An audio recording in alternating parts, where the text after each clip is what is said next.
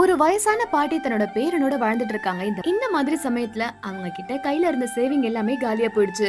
இந்த மாதிரி அடுத்த வேளை சாப்பாட்டுக்கு கூட வெளியில வேற யாராவது ஃப்ரீயா குடுக்குறாங்களா அப்படின்ற மாதிரி எண்ணத்துல தான் அவங்க கிட்ட இருந்து வாங்கி சாப்பிடுறாங்க. இந்த பேரனும் சின்ன பையன் அப்படின்றதுனால எப்ப பார்த்தாலுமே பொறுப்பு இல்லாம வீடியோ கேம் தான் விளையாடிட்டு இருப்பான்.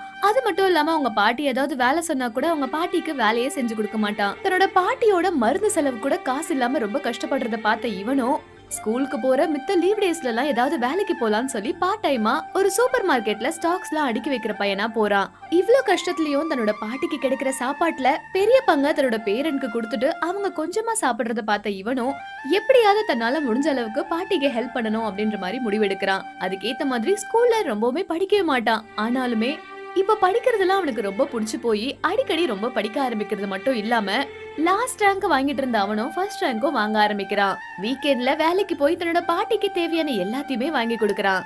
அதுக்கேத்த மாதிரி அவனோட ரிப்போர்ட் கார்டை அவங்க பாட்டி கிட்ட காட்டினதுமே அவங்க பாட்டிக்கு எல்லை இல்லாத சந்தோஷம் தான் சொல்லலாம்.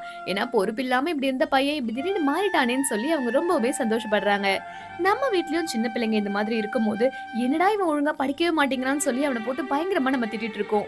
ஆனா அவனை அப்படி திட்டாம அவனை ஏதாவது மோட்டிவேட் பண்ணோம்னா கண்டிப்பா ஒரு நாள் அவங்களும் மாறி நல்ல சக்சஸ்ஃபுல்லான பர்சனா வருவாங்க அப்படின்றத அவங்க மேல நீங்க நம்பிக்கை வைக்கணும். இந்த வீடியோ உங்களுக்கு பிடிச்சிருந்ததுன்னா மறக்காம லைக் அண்ட் சப்ஸ்கிரைப் பண்ணிக்கோங்க.